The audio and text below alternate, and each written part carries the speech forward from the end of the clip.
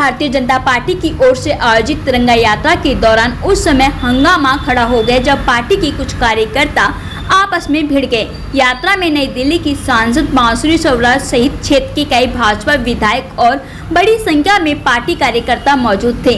तिरंगा यात्रा के दौरान कार्यकर्ताओं के बीच किसी बात को लेकर विवाद बढ़ गया और देखते ही देखते दोनों पक्षों में हाथापाई शुरू हो गई।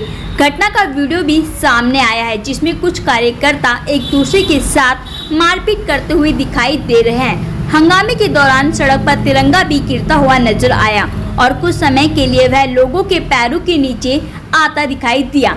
इससे तिरंगा यात्रा के दौरान ही राष्ट्रीय ध्वज के सम्मान को लेकर सवाल खड़े हो गए हैं।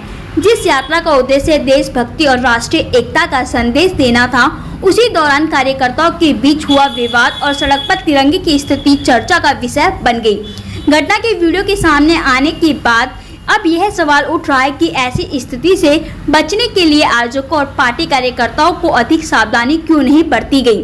फिलहाल विवाद की वास्तविक वजह क्या थी और घटना को लेकर पार्टी की ओर से क्या कार्रवाई की जाती है, इस पर सभी की नजरें बनी हुई। वहीं कांग्रेस नेता जितेंद्र सिंह ने भाजपा की तिरंगा यात्रा को लेकर निशाना साधा है। उन्होंने आरोप लगाया कि यात्रा के दौरान भाजपा कार्यकर्ताओं द्वारा तिरंगे का अपमान किया गया, जिसे किसी भी कीमत पर बर्दाश्त नहीं किया जा सकता।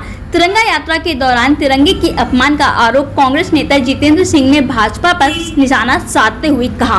दिल्ली में भाजपा की ओर से आयोजित तिरंगा यात्रा को लेकर सियासत गर्मा गई है। कांग्रेस नेता जितेंद्र सिंह ने भाजपा की तिरंगा यात्रा पर पलटवार करते हुए यात्रा के दौरान तिरंगे के कथित अपमान को लेकर सवाल खड़े किए हैं। जितेंद्र सिंह ने कहा कि जिस प्रकार आज तिरंगा यात्रा के दौरान भाजपा कार्यकर्ताओं द्वारा राष्ट्रीय ध्वज का अपमान किया गया, वह बेहद ही दुर्भाग्यपूर्ण है। उन्होंने कहा कि तिरंगा देश की आन बान और शान का प्रतीक है और उसका अपमान किसी भी कीमत पर बर्दाश्त नहीं किया जाएगा। कांग्रेस नेता ने भाजपा से सवाल करते हुए कहा कि देशभक्ति के नाम पर निकाली गई यात्रा के दौरान अगर राष्ट्रीय ध्वज का सम्मान भी नहीं रखा गया तो ऐसी यात्रा का क्या औचित्य है। उन्होंने मामले को गंभीर बताते हुए इसकी जिम्मेदारी तय किए जाने की मांग की। नमस्कार साथियों, मैं जितेंद्र सिंह, मैं संतनगर से मंडल अध्यक्ष। और सबसे इम्पोर्टेंट चीज़, जिस तरीके से आज इन्होंने यात्रा निकाली है, तिरंगा यात्रा, तिरंगा का अपमान हुआ है और उसके अपमान के अंदर मैं बिल्कुल डायरेक्टली बोलूँगा जिनका हाथ है, डायरेक्ट लोकल विधायक थे वहाँ पर और साथ में बांसुरी स्वराज दी थी। और सबसे बड़ी बात, वहाँ पे बांसुरी स्वराज के होते हुए ये सारी चीज़ें हुई और वहाँ का लोकल विधायक भी होने के साथ ये सारी चीज़ें हुई। वहाँ पे जिस तरीके से झंडा को, इवन कि हमारे देश के संविधान और हमारे झंडे को जिस तरीके से तार तार किया है और वहाँ पर गिरने के बाद उसके बाद पैर रखे गए, उसको उठा के लेके जा रहे हैं। हमारे देश इतना बलिदान दिया है हमारे स्वतंत्रता सेनानियों ने, जैसे कि हमारे शहीद भगत सिंह जी, हमारे गांधी जी।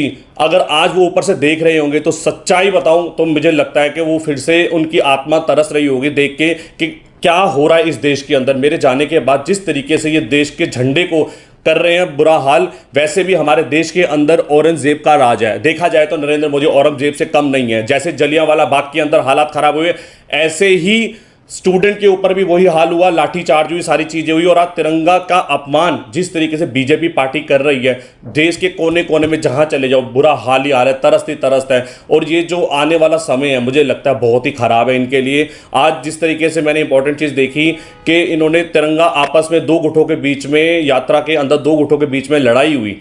लड़ाई होने के साथ में इन्होंने इवन की हमारे देश के झंडे को इन्होंने फाड़ा ही नहीं, उसको तार तार किया, पैरों के अंदर रौंदा।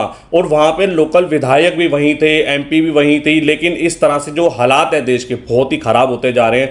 ये बेसिकली पार्टी ही नहीं, ये देश विरोधी पार्टी। और ये वैसे भी इनको कोई फ़र्क ही नहीं पड़ता इस तरह से देखा जाए। क्यों? कारण क्योंकि भाई ये वैसे भी माफ़ी मांगने वाली पार्टी है। इन्होंने देश के अंदर पहले भी अंग्रेज़ों से माफ़ी मांगते थे, जैसे कि राहुल गांधी जी ने बताया, वैसे भी देश के अंदर ये माफ़ी मांगते थे। और आज भी उसी तरीके से हालात आप देख ही रहे हैं। जिस तरीके से देश के झंडे को इन्होंने नीचे फेंका, इस तरीके से इनकी शैनी बताती है कि किस तरह बुरा हाल है इनका।